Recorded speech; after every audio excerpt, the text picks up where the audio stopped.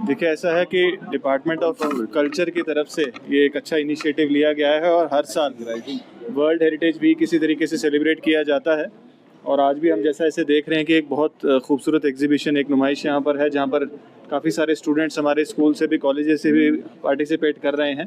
और बहुत सारे हमारे जो प्राइसलेस ट्रेजर्स हैं यहाँ पर उनको एग्जिबिट किया गया है और उनके रेप्लिकास भी हैं यहाँ पर। जो स्टूडेंट स्टडी करना चाहें, स्कॉलर्स भी अगर आना चाहें,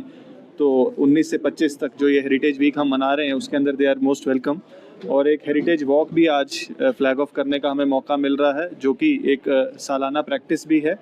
और मैं समझता हूँ हमारे हेरिटेज से, हमें कल्चर से जुड़ने का भी एक बड़ा यूनिक मौका हमें मिलता है। जैसा हम जानते हैं कि Kashmir over the past several centuries बहुत सारी ऐसी यूनिक हेरिटेज सिविलाइजेशनल ट्रेजर्स हमारे पास हैं, चाहे शैविज़म हो, सूफिज़म हो, बुद्धिज़्म हो, बहुत सारे ऐसे कल्चर्स का कॉन्फ्लुएंस यहाँ पर रहा है। आर्ट्स की बात करें, हैंडीक्राफ्ट्स की बात करें, म्यूज़िक की बात करें, तो बहुत सारे ऐसे यूनिक नायाब हमारे हेरिटेज के ट्रेजर्स हैं जिनको वर्ल्ड ओवर रिकॉग्नाइज़ किया गया है। और उसी वजह से मैं समझता हूँ बहुत सारी हमारी ऐसी आर्किटेक्चरल प्रॉपर्टीज़, आर्कियोलॉजिकल साइट्स भी ऐसी हैं जिसके लिए वर्ल्ड ओवर से टूरिस्ट यहाँ पर आते हैं। तो ये वीक जो है हम इन्हीं सारी चीज़ों को डेडिकेट करते हैं और हमारी आने वाली जनरेशन को, हमारे यूथ को भी इनसे जोड़ने का एक बहुत इंपॉर्टेंट मौका है। तो हेरिटेज वॉक आज हमारी इसी संदर्भ में एक अवेयरनेस कैंपेन भी है कि हम अपने हेरिटेज को, अपने कल्चर को शायद पिछले कुछ सालों में उस तरीके से हाईलाइट नहीं कर पाए हैं, तो उसको रिवाइव करने का एक हमारी कोशिश रहती है। डिपार्टमेंट ऑफ कल्चर की तरफ से भी एक बहुत बड़ा अभियान चल रहा है, revival of ancient archaeological and heritage sites. उसके ऊपर भी बहुत सारे डेवलपमेंट प्रोजेक्ट्स चल रहे हैं। तो कुल मिलाकर के गवर्नमेंट की ये कोशिश है कि जितनी भी यूनिक हमारी हेरिटेज की, चाहे वो साइट्स हों, चाहे वो हमारे आर्ट एंड कल्चर हों, चाहे हमारे हैंडीक्राफ्ट्स हों, उन सब को लोगों तक पहुंचाया जा सके और इस तरीके से आवाम को भी इसके साथ जोड़ा जाए। ऐसा है कि हेरिटेज, जैसा आप जानते ही हैं कि ओवर द पास्ट ईयर्स शायद फोकस कम रहा था और पिछले 3-4 सालों से फोकस बहुत ज़्यादा हेरिटेज साइट्स पर लिया गया है। हेरिटेज को प्रिजर्व करने के लिए, उसी यूनिकनेस के, उसको अप्रिशिएट करने के लिए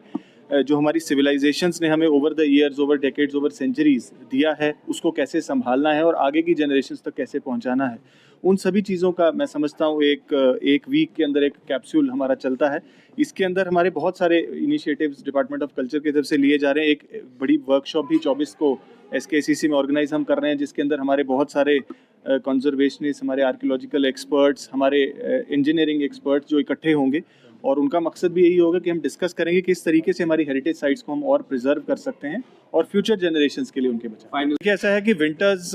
मैं समझता हूँ कि कश्मीरी पॉपुलेशन का हमारे लोग वेल इक्विप्ड रहते हैं हमेशा ही, बिकॉज उनके पास बहुत सारी ऐसी ट्रेडिशनल नॉलेज है कि किस तरीके से विंटर्स को हैंडल करना है। हाउएवर, जो सरकार के इंतजामिया की तरफ से अरेंजमेंट्स रहते हैं वो पूरे पुख्ता तरीके से किए गए हैं।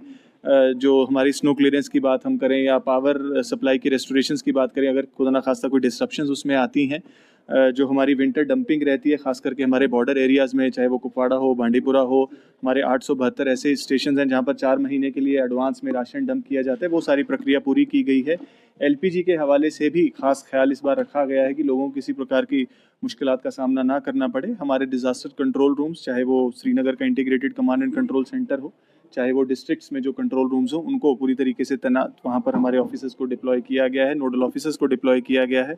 डिस्ट्रिक्ट्स के में भी अरेंजमेंट्स को कंटिन्यूसली रिव्यू किया जा रहा है ताकि विंटर्स में किसी प्रकार की मुश्किलात का सामना हमारे लोगों को ना करें। सर, आपको रिसेंटली मेट्रोपॉलिटन रीजन का CEO बनाया है, तो इसके बारे में कुछ बताइए क्या? देखिए, ऐसा है कि ये सारी जो अथॉरिटीज़ हैं, चाहे वो मेट्रोपॉलिटन अथॉरिटी हो, चाहे श्रीनगर डेवलपमेंट अथॉरिटी हो, चाहे स्मार्ट सिटी हो, मकसद यही है कि एक होलिस्टिक तरीके से डेवलपमेंट पूरे रीजन की जाए और जो डेवलपमेंटल प्लान्स मुख्तलिफ डिपार्टमेंट्स के द्वारा इम्प्लीमेंट किए जा रहे हैं या UT गवर्नमेंट के द्वारा किए जा रहे हैं, उन सबको कन्वर्जेंस के तौर पे देखा जाए और एक होलिस्टिक प्लान जो है डेवलपमेंट का वो तैयार किया जाए और टाइम बाउंड तरीके से प्रोजेक्ट्स को इम्प्लीमेंट किया जाए।